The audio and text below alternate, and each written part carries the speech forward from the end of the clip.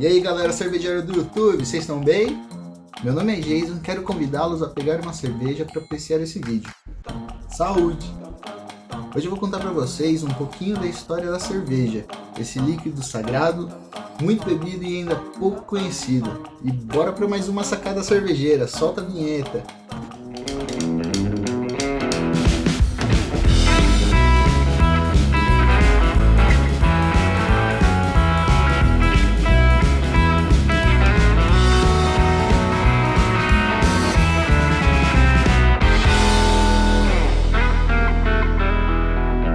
A cerveja está intimamente ligada com a história da civilização humana. Existem datações de mais ou menos 5.000 anos antes de Cristo dos sumérios que já mostram indícios da existência da cerveja. Para quem não sabe, a Suméria fica entre o rio Tigre e Eufrates. Dizem alguns antropologistas que o homem trocou sua existência nômade para um estabelecimento fixo, tudo por causa da agricultura e da produção de cerveja. A tarefa do cultivo dos grãos e de produção da cerveja era das mulheres. Tarefa essa tão importante que deu origem à deusa suméria Ninkasi, considerada a mãe de toda a criação, nascida de uma fonte espumante de águas frescas. Na mitologia, diz que a deusa suméria, no mundo do além, era responsável por toda a produção de cerveja e provavelmente também a de vinho. Na Terra, ela era venerada como deusa da fertilidade, o que dava para ela uma posição de comando não só da produção de cerveja, mas também da cerveja, da embriaguez, da sedução e da arte apaixonada do amor carnal e também da cruel arte da guerra. O que talvez me leve a pensar que eles fossem muito mais evoluídos antigamente. Os arqueólogos encontraram um hino que faz reverência à deusa e basicamente descreve o processo de produção de uma cerveja. Nele utiliza-se um pão assado por 2 vezes, chamado bapir. Ele era fermentado e saborizado com tâmaras e mel. A cerveja era servida em grandes jarros e bebida por longos canudos. Por volta de 2100 a.C., após a Babilônia conquistar a Suméria e com ela todas as suas habilidades superiores de produção de cerveja, o rei Hammurabi saiu fazendo lei para tudo, inclusive para a cerveja. Ele determinou alguns pagamentos diários em cerveja de 2 litros para trabalhadores normais, 3 litros para funcionários públicos e de 5 litros para sacerdotes e administradores, e pena de morte para taberneiros que tentassem enganar seus clientes ou servir cerveja ruim. E você aí, ia estar contente com o que ganha? Conhece a história de algum taberneiro que já ia estar morto? Deixa aqui nos comentários a sua história. No mesmo período, mais ou menos 2300 a.C., bem longe da Mesopotâmia, também estavam sendo desenvolvidas técnicas de fermentação na China. Estava sendo feito um tipo de cerveja com outros cereais, principalmente o arroz, e nascia assim o sanchu. Enquanto isso, no período pré-dinástico no Egito, entre 3100 e 2868 a.C., a cerveja estava ocupando um lugar importantíssimo na civilização. Uma vez que ela era muito mais segura de se beber do que a própria água, ela virou a bebida do dia a dia, desde o mais humilde camponês até o mais alto faraó. E devido ao seu alto teor nutricional, era recomendada até como remédio. Tinha uma representação tão forte na sociedade que nas tumbas tem diversas representações de pessoas bebendo cerveja em grandes jarros por meio de canudo. Canudo é o que existia de mais tecnológico se falando em filtros. Ele impedia que eles tomassem a borra que se formava embaixo e também possíveis resíduos que ficavam boiando em cima, inclusive insetos. E também impediam que eles inalassem o aroma da cerveja, que para a época não era um aroma tão agradável assim. Chegando a 500 anos antes de Cristo, os gregos estavam ensinando os romanos a se fazer cerveja. Porém, a bebida preferida de ambos ainda era o vinho. Após os gregos conquistarem o Egito sob comando de Alexandre o Grande, a cerveja continuou sendo produzida em larga escala. Porém, sendo a cerveja o produto dos inimigos conquistados, ela era sempre desdenhada pelos gregos. Passou a ser muito mais consumida entre os pobres e em territórios de domínio romano, principalmente entre os germanos e gauleses. Antes de continuar com a história da cerveja, nós precisamos entender Como eram as características da cerveja dessa época no que se refere a aroma, sabor e cor? Eles utilizavam métodos primitivos de fabricação: ânforas, panelas de barro, fogueira, consequentemente fumaça, que dá aroma e sabor de defumado. Se fazia a mistura de vários cereais. E eles não tinham método de refrigeração. Fermentavam essas cervejas de forma espontânea, ao tempo, sem controle nenhum de temperatura. Muitas vezes aceleravam esse processo com frutas por conter bactérias e leveduras nas cascas. Essas condições favoreciam para que a cerveja da época tivesse uma cor mais escura, amarronzadas, bem túrbidas, baixo teor alcoólico devido à sua fermentação, tons frutados de mel, presença de diversas ervas, raízes, tons defumados também provavelmente existiam, sem espuma e gás. E provavelmente elas deviam ser ácidas de contaminação e devia ter a presença de diversos defeitos, o que para a experiência não é assim tão agradável. E aí, conseguiu imaginar esse sabor primitivo? Passando pela Idade Média, nos anos 500, o consumo de cerveja era muito elevado na Europa, resultante dos romanos, principalmente no norte e nordeste. A qualidade da água era crítica e muitos morriam de cólera por ingerir ela. Então beber cerveja era uma questão de segurança alimentar. Eles não sabiam ainda que esse problema se resolveria fervendo a água. Nos anos 90, na Bélgica, os monges eram os maiores estudiosos e detentores do conhecimento cervejeiro.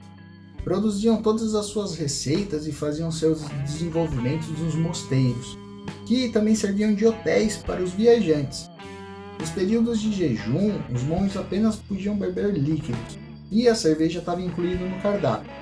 Daí então nasceu a expressão pão líquido. Em meados de 1100 se tem a primeira menção do uso de lúpulo na cerveja, um dos principais ingredientes até então desconhecidos. O feito foi por uma freira beneditina chamada Hildegard von Bingen. Jason, mas o que é lúpulo? Calma que a gente vai falar muito sobre ele ainda. Voltando a Hildegard, ela já havia percebido a ação bacteriostática do lúpulo em ferimentos. Ou seja, ele impede que ali se proliferem novas bactérias, mas não mata nenhuma. Sendo assim, ela tentou inovar, colocando o lúpulo na cerveja para prolongar a vida útil dele. E imagina, isso de boca em boca nos mosteiros foi longe, e a freira foi sucesso. E convenhamos, é sucesso até hoje. Mais um 7-1 da Alemanha, dessa vez do time feminino. Mas produzir cerveja na Alemanha não seria mais tão fácil. Em 23 de abril de 1516, o Duque da Baviera, William IV, emitiu um decreto que restringia a produção de cerveja em 3 ingredientes. Isso mesmo, não 4, 3 ingredientes: cevada, lúpulo e água. A levedura ainda não era conhecida. Lei essa para garantir a qualidade da cerveja e facilitar a taxação e imposto, nomeada de Reinheitsgebot, também conhecida como Lei de Pureza Alemã. Enquanto isso, na Bélgica, os mosteiros de abadia e trapistas ganhavam cada vez mais força com suas receitas super originais e levavam diversos ingredientes como frutas, ervas, raízes e diversas especiarias. Na Inglaterra, a influência francesa foi tão forte por vários anos que o vinho era a bebida preferida deles ainda. Isso até o século XII, onde a cerveja inglesa caiu no gosto dos franceses e eles começaram a exportar barris e barris para a França. Já mais recentemente, tivemos diversos avanços tecnológicos que mudaram completamente a forma de se fazer a cerveja, e com isso também todas as características sensoriais, como cor, aroma e sabor. Avanços esses, como o coque, uma espécie de carvão derivado do petróleo que ajuda a secar o malte sem torrá-lo. A máquina a vapor em 1700, a criação do termômetro em 1742, refrigeração artificial em 1859 e finalmente a descoberta das leveduras no estudo realizado por Christian Hansen e Louis Pasteur em 1883. Acho que ninguém imaginava que esse seria o período de ouro da cerveja. Os Estados Unidos em 1880 possuía aproximadamente 2.300 cervejarias, enquanto a Bélgica no ano de 1900, 3.223 cervejarias. Muito mais do que nós temos hoje aqui no Brasil, aproximadamente 900 cervejarias. Porém, como tudo que é bom dura pouco, veio o declínio da cerveja. Em 1918, os Estados Unidos instaurou a Lei Seca americana, que proibia completamente o álcool. E o mundo passava por duas grandes guerras mundiais, o que fez com que as indústrias fossem fechando cada vez mais. Em 1933, é revogada a Lei Seca americana, porém os efeitos da guerra são devastadores. Em 1946, sobraram 755 cervejarias na Bélgica e em 1960, apenas 60 cervejarias nos Estados Unidos. Isso é muito pouco. Em meados dos anos 70, temos o renascimento da cerveja, tanto na Europa quanto nos Estados Unidos. Surgem os movimentos em prol do resgate das culturas tradicionais, a valorização dos produtos artesanais é maior do que o dos produtos industriais, e nesse período inicia-se um movimento chamado Por uma Ale de Verdade, onde tem por objetivo esse resgate da cultura cervejeira. Movimento esse que levaria os Estados Unidos a ser a quarta escola cervejeira, ao lado de Alemanha, Bélgica e Inglaterra. E também influenciaria demais o nosso consumo aqui no Brasil. E aí galera, aposto que vocês não fazem ideia da tamanha importância da cerveja para a nossa civilização, não é? Mas não acabou não. Esse é só um pedacinho da história da cerveja, mas que dá uma compreensão totalmente diferente para ela. Conforme nós formos aprofundando nos assuntos, novas histórias vão surgir. Então por hoje é só, pessoal. Se você assistiu o vídeo até aqui e gostou, deixe o seu like, não deixe de nos seguir, ative as notificações no sininho para você não perder nenhum vídeo nosso. E qualquer sugestão, dúvidas, comentários, deixa aqui embaixo, eu faço questão de ler todos. No próximo encontro nós falaremos das definições da cerveja, o que de fato ela é e quais são os ingredientes e como apreciar. Será que você aí está bebendo só por beber ou você está apreciando ao máximo a sua cerveja aí, hein? Descobriremos no próximo vídeo. Saúde e até lá!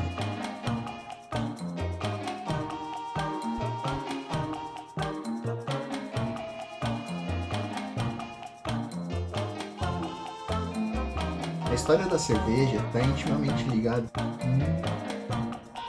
Em meados de 1100. Ai, caralho!